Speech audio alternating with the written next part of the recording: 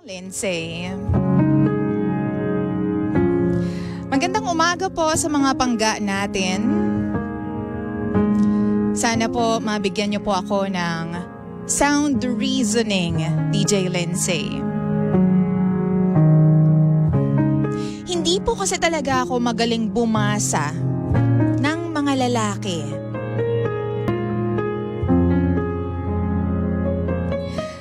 Ganito po kasi yun. Single po ako for 2 years. At 26 years old pa lamang po ako. Sa totoo lang, hindi ko po alam kung bakit biglang humina ang radar ko pagdating sa mga lalaking nagpaparamdam sa akin. Alam niyo yung body language, yung mga gestures, yung mga salita. Bigla po akong na-lost. Siguro dahil puro trabaho na lang ang iniintindi ko simula nung nag-break kami ng ex ko.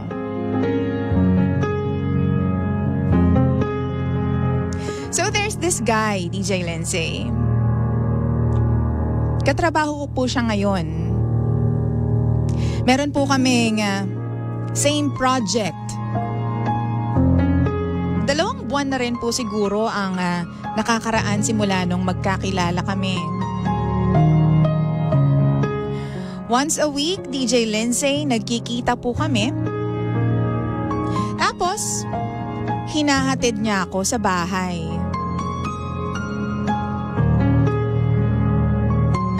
Hindi ko naman po ito ginawang big deal, DJ Lindsay, kasi nga feeling ko, tulad ng ibang mga lalaki, gusto lang po nila na safe makarating sa bahay nila ang isang babaeng tulad ko, lalo na kung gabi na. Until one time, sabi sa akin ng katrabaho ko,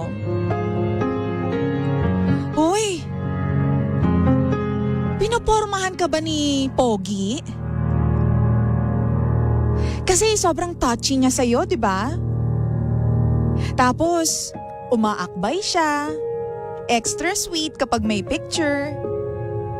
Ano na bang meron sa inyo?" So ako, nagulat lang ako. Hindi ko alam na may gano'n naman palang sinasabi ang mga tao sa aming dalawa.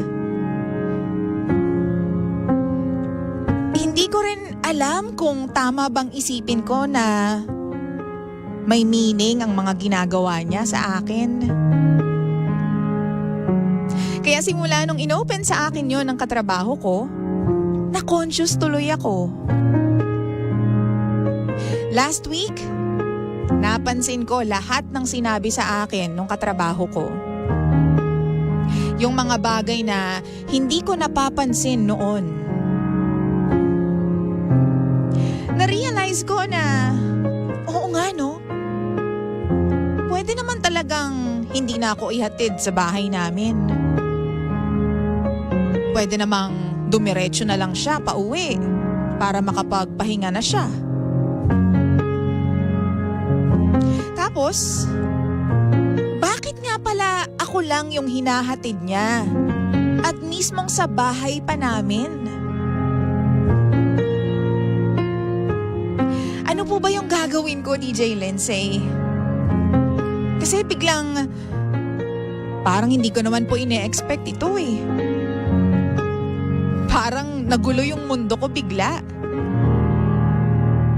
Alam mo yung pakiramdam na kinikilig ako, na natatakot, na ewan? Kasi baka mamaya, mabait lang naman talaga siya. Hindi ko kasi naranasan na maligawan, DJ Lindsay. Yung ex ko kasi, ako yung nanligaw sa kanya. Ano po bang sa tingin ninyo? Paano ko ba malalaman kung gusto niya akong i-pursue O talagang gentleman lang talaga si Pogi? Please, tulungan niyo naman po ako. Nga pala, please call me Shira. At ito ang lihim ng aking liham.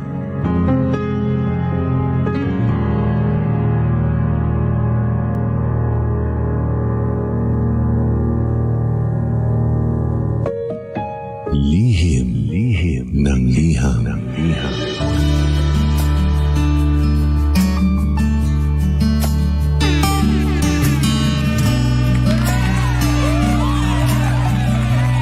Oras natin, 14 minutes after 9, 9:14 on the clock. Ibig sabihin, si Kuya Rolando Fuertes ay hindi na po makakakuha ng 500 pesos. Para sa pang-gash or pang-cash on-air promo. O, 100 na lang. 100! Hoy! Hindi ko siya babawasan ng 100. Oo, komisyon. Bakit? Charing lang. 200 na lang mamaya kapag sumagot siya sa tawag natin. Mamaya tatawagan natin si Kuya Rolando. Hindi pala Rolando Fuertes. Oo, okay. Sana nakikinig siya. Parang itong mga pangga natin na talaga naman pong napailing dito sa ating story for today. Sabi ni ate, nakaw, napakaraming problema ng mundo. Bakit yan pa? Ayun ako ba? Hindi ka magiging si Gerald Anderson. Oo. Hindi kasi some people may see this as a small problem lang, 'di ba? Pero para sa iba na nakaka-experience ng same thing, syempre kilig-kiligers ka pero natatakot ka kasi hindi mo alam kung ano ba, may gusto ba to sa akin? O baka naman gentleman lang talaga siyang pinalaki ng kanyang mga magulang. Wow! Baka naman mamaya maganda lang ang pagpapalaki sa kanya, 'di ba? Pero alam mo, friendship, ang lalaki kasi, feeling ko lang kasi tama naman talaga, pwedeng gentleman lang talaga, 'di ba? Pero kasi para gawin niya 'yon regularly, oo. Kasi titingnan mo yung pattern. Talagang every time na magkikita ba kayo at malilate kayo ng uwi, hinahatid ka ba talaga niya? Pwede namang pwede naman lumaktaw kahit isang beses, 'di ba? Oo, pwede namang, uy, sorry, hindi kita mahatid ngayon kasi may lakad ako ganyan-ganyan. O di kaya naman, tawag dito, mag-grab ka na lang, ganyan-ganyan. Kasi kapag super regular yung paghahatid sa'yo, ibig sabihin, may something, be. Wow! Ay, hindi tayo magpapanggap dito. Kasi kung ako din yan, mag-iisip din ako, may gusto ba to sa akin? Oo. Ikaw din naman kasi, ante, bakit ba naman kasi nagpapahatid ka? May pera ka naman. Oo. Ikaw din ini-enjoy mo rin yung site na yan Nakakaloka. It's either enjoy mo yung company niya, which is yes, pwede naman na walang mali siya doon sa part na yon. Kasi iba minsan, meron talaga mga taong masarap kasama, masarap kausap, and hindi natin lalagyan ng mali siya yon. Kasi gusto lang natin na na-enjoy lang natin talaga yung company nila. Kasi masarap silang, alam mo yun, ka-exchange of thoughts, ganyan. At malalaman mo lang or mabibigyan mo lang siya ng mali siya kung may isang kontrabida na mag-o-open sa, hindi pala kontrabida, atribida pala ang tawag doon. Atribida, mga kapitbahay, na mag-open sa'yo nung mga ganong bagay. Tulad nung katrabaho mo, di ba? Hindi, charing lang. Baka naman talagang yun na yung nakikita nila. Baka akala nila talagang may something na kayong dalawa, pero hindi mo lang ino-open sa kanila, di ba? So yun nga, tanong ko, ba't kasi pahatid ka ng pahatid? Wala bang ibang pwedeng magsundo sa'yo?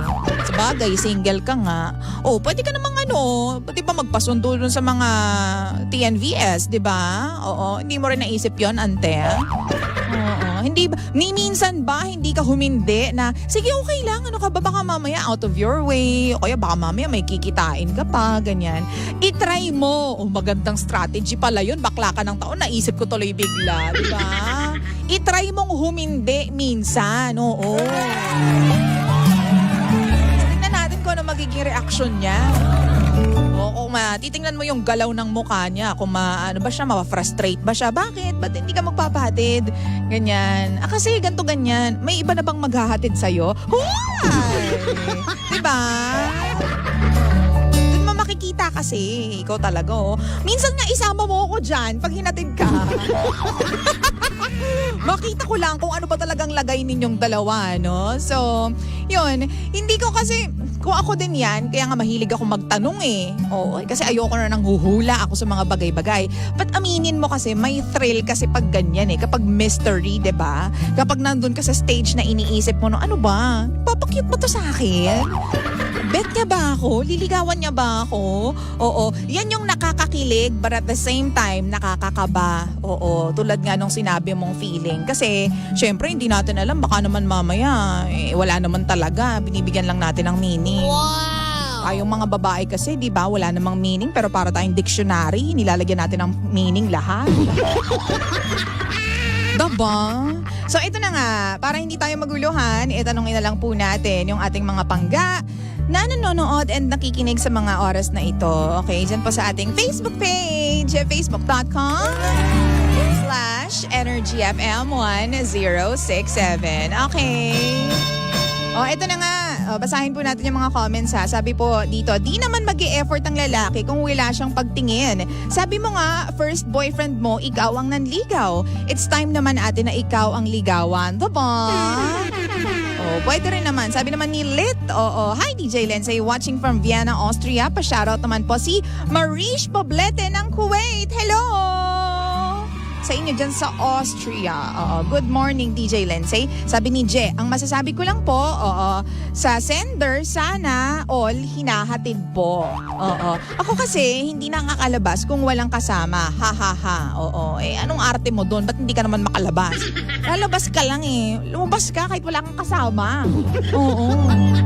Ikaw talaga, Je, sabi naman po ni Feli, in love na po ikaw, pero kalma lang po. Oo, ikaw, ano to?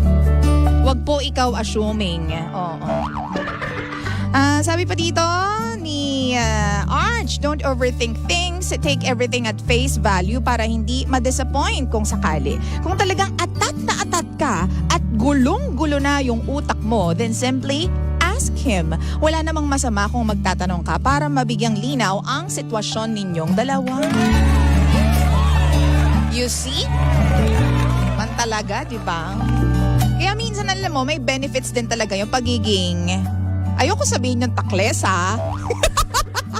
Yung pagiging straightforward mo, di ba? Kasi isa-spare mo yung sarili mo from wasting time and wondering kung ano ba talaga, what's the real score ba talaga? O, sabi naman ni March, madali lang yan, prangkahin mo lang yan. O, idaan mo lang sa biro. Kasi di ba yung ex mo nga, sabi mo, ikaw talaga yung nanligaw. Oo. Sabi naman ni Ate Rosie, kunwari lang yang si ate pero kinikilig yan. Oo nga, kinikilig nga siya. Pero natatakot din siya. Nakakatakot naman kasi talaga yan. Yung tipong ikaw, G na G ka na, talagang, anong tawag dito, bigay na bigay ka na. Kasi nga, lahat ng signs nandun, hinahatid ka.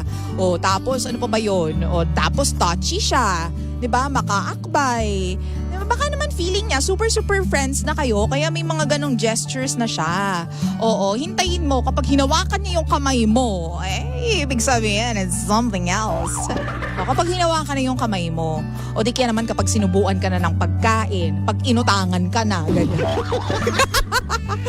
O kaya kapag tinanong ka niya, ito kasi yung major, di ba friendship, yung mga sa mga babae po at lalaki na nakikinig sa atin. Kapag tinanong ka ng opposite sex kung in a relationship ka, or may boyfriend ka na ba? Wow! May girlfriend ka na ba? Oh. Alam mo right there and then na may balak siyang pormahan ka. Aminin nyo yan. Hoy, huwag nyo akong chinacharot dyan. Diba? Sabi naman ni Jeff, bako parang pinapakilig pero hindi ginawa. Grabe ka naman. Sabi pa dito, sabi ni RJ, arte mo lang yan, sender. Alam mong may something sa'yo yung guy, kinikilig ka nga eh. Tanungin mo siya para malaman mo kung anong intensyon. Kaya naman ang harsh nyo naman, oo. Alam mo, bilang babae, nakaka-excite kasi yung ganyang stage eh. Yung hulaan stage. Ano ba, may gusto ba to sa akin? Ganyan. Hala, ano kayang gagawin niya next sa akin? Aayain niya kaya akong magkape? Naku, kaya naman, aayain niya kaya akong mag-dinner or mag-lunch? Ganyan. Diba? Feeling ko alam naman nitong si Shaira yung sagot sa tanong niya. Diba? At saka more than anyone else, ikaw yung makakaramdam kung meron bang, if he's going the extra mile, diba? Kasi mararamdaman mo yan eh. Ikaw lang yung hinahatid hanggang sa bahay nyo pa. Diba? Tapos tawag dito, makaakbay sa iyo sa pictures, wagas na wagas. Buti na lang walang magagalit, no? O, i-research mo din dahil baka naman, ito namang si Pogi, meron namang jowa. Baka naman mamaya mapahamak ka. Oo, kilig-kiligers ka dyan. Yun pala may asawa o kaya may jowa. Hoy, paguguluhin mo lang yung sitwasyon. Diba? O sabi ni MJ Gungon, style ko noon nung type ko ang asawa ko, inutangan ko siya. O diba? Sabi sa inyo, minsan hindi lahat ng nangungutang talagang ang intention lang is manghiram ng pera or maitawid yung financial nila or finances nila for the moment. Hindi ganon. Minsan, nangungutang sa'yo ang isang lalaki para hindi kanya lubayan, para hindi mo rin siya lubayan. Oo. Ganon yun. Yung tipong para hindi kanya makalimutan, malamang hindi mo makakalimutan yung nangutang sa'yo. Oo, talagang mayat maya kakamustahin mo yan. Uy, kailan ka magbabayad? Ganyan. Kaya alam mo na yung mga nangungutang sa inyo, hindi ibig sabihin yan, kailangan talaga nila. Yung iba, nagpapapansin lang. Yung iba may gusto sa inyo. Bigyan na ng ibang konteksto yung mga nangungutang, di ba? Nakakaloka. Sabi dito ni Kim, siya nanligaw dati so aware siya sa ginagawa nung guy sa kanya. Tama nga din naman. Marunong ka palang manligaw, girl. O di ibig sabihin, alam mo dapat yung mga pinapakita sa yung gestures. O tama, kaya bata mo ko eh. Ang gulo kausap. Pero kasi yun nga, ate, alam mo, yung paghahatid pa lang sa'yo, minsan may meaning yan, minsan wala. Nagpapaka-gentleman lang talaga. Minsan, talagang masasabi mong he was raised by a queen and a king. Kaya ganyan sila makitungo sa mga tao, no? Maganda sila makitungo at gentleman talaga. Maganda yung alam mo yun? Yun nga, pag-raise sa kanila ng kanyang mga magulang. Pero kasi, kung ako yan talagang tatanungin ko na siya, girl. Kasi naguguluhan ka, diba? At saka para at least you can draw the line. Kung ano ba, kikiligin ba ako o hindi? Isi-switch on ko ba yung pagiging girl lalo kilig-kiligers ko or i-off ko? Kasi nga, wala naman palang meaning. Friends lang naman pala. So, kung ako yan, itatanong ko talaga. Oo. Kaya, tulad nga ng isang commenter natin, daanin mo sa biro. Ganyan. Kasi baka through that, malaman mo kung ano yung, di ba, sagot sa mga tanong natin. Ano ka ba? Yung halimbawa, ganito, o pagbukas mo ng kotse, di ba? O ihatid ka na daw, pagbukas mo ng kotse, hi, baby! Ganon. Gumanon ka. Tapos tingnan mo yung reaction niya. Kapag ngumiti yun, ibig sabihin, kinikilig yun. Oo. Pero kapag ang naging reaction niya is, baby ka dyan. Ganyan. Alam mo, na-ekis agad yun. Walang ibig sabihin yun. Diba? Kasi minsan ganyan eh. Ako din eh. Dinadaan ko rin sa mga biro, mga bagay-bagay para malaman ko kung ano ba. May something ba to sa akin? Oo. Kasi minsan ang mga lalaki, kakaganyan nila. Tas ang tagal-tagal bago nila sabihin or iparamdam na may gusto sila sa mga babae. Hanggang sa nawawalan na ng gana yung mga babae kasi nga na nandun lang sila sa floating stage. Dun sa stage na nasan ba ako? O hindi. Sa pula, sa puti. Ganyan. Diba? So kung ako sa'yo, itanong mo na. O di kaya naman, hintayin mo. Oo, baka mamaya, baka maging senior ka na, hindi mo pa alam kung ano yung sagot, no? Baka mamaya maunahan pala siya ng mga ibang manliligaw mo pa. So there. Hay nako. Sabi pa dito ni Arch ulit, guys, unlike women, are generally more unassuming. Talagang mas magre-respond sila kung straightforward at klaro ang kausap nila. O diba? O, mga lalaki daw ganun. So, mamili ka na lang doon kung sa dami ng sinabi naming lahat, meron ka mapupulot doon, ha? Oo. Pero ang perfect dyan is, tanungin mo na lang siya. Oo. Biruin mo siya, pero tanungin mo siya para malaman mo kung ano ang kasagutan. Wow! Pero i-check mo rin muna dahil baka may asawa yan. Uso yan ngayon, di ba? Yung mga naghahatid-hatid, malaman-laman mo may asawa at anak pala. May jowa pala. Uy! Talaga naman. 9:28 ang nagmamagandang umaga. Syempre naman, thank you so much for tuning in dito po sa Lihim ng Liham. And of course, para sa mga pangga natin, nakatulad po ni Shira, ay nako. Maybe the night is the song for you. Maybe yes, maybe no. So ask him na lang. So you'll know the answer. Okay? I wanna lay down